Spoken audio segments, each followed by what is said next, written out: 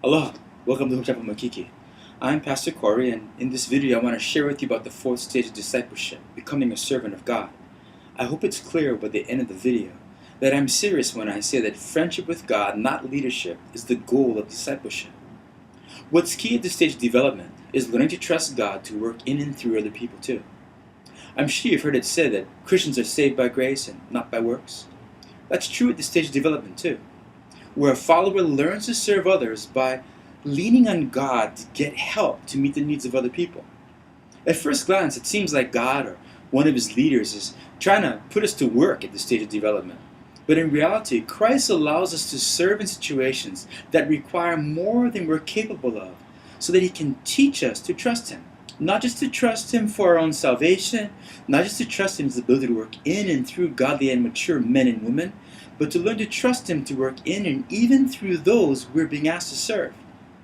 When I moved back to Honolulu from Tokyo, I was surprised that many Christian friends and acquaintances were complaining or showing signs of burnout from serving in a local church.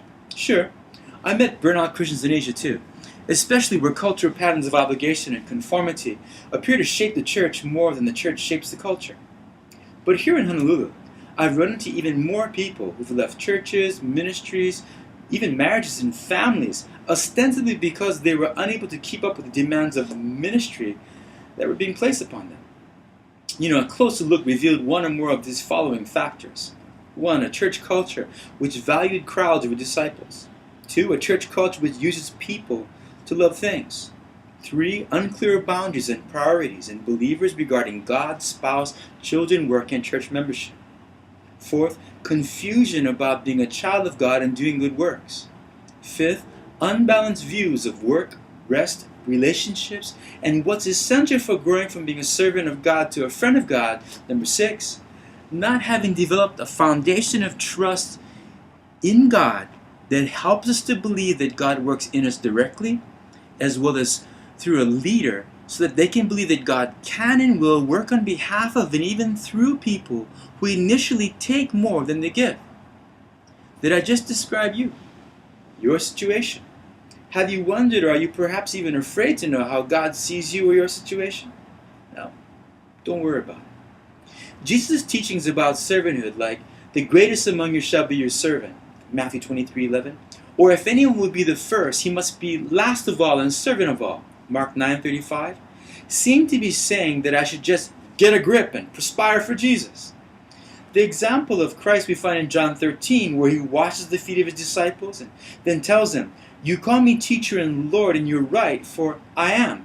If I then, your Lord and teacher, have washed your feet, you also ought to wash one another's feet." That's John 13:13-14. It seems to say to us, suffer now, live forever. But in that telling scene where his disciples are arguing about who will become the alpha dog once Jesus dies, these words in Matthew 20 verses 25-28 are saying more than we normally hear preached. You know that the rulers of the Gentiles lord it over them, and their great ones exercise authority over them. It shall not be so among you.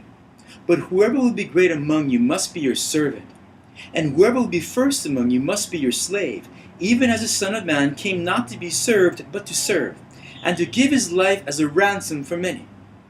These words don't justify the use of lay people, as much as they remind leaders to be humble servants that trust God in and with everything and everyone, just as their God and Savior Jesus Christ, the only good shepherd, showed and told us.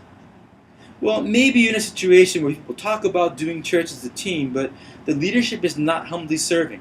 Maybe they're even leading like kings. Please hear me when I say that it's not a breach of faith with Christ to say no to ministry expectations and requests that conflict with or ignore your needs and responsibilities to spouse, children, parents, or work. We as pastors must take these words seriously, not to be served but to serve, and neither ask nor expect more from others than ourselves. We, not just speaking of paid leaders in the church now, must focus on helping each other to trust God for ourselves and others, rather than just helping ourselves at the expense of those whose volunteer labor make our large church events possible. It will require us to think more relationally. It will require us to trust God and people more. Such discipleship will help us to take the necessary steps toward the greatness of humility that Jesus describes. All of us, layman and leader, are called to be servants, then to be God's friends.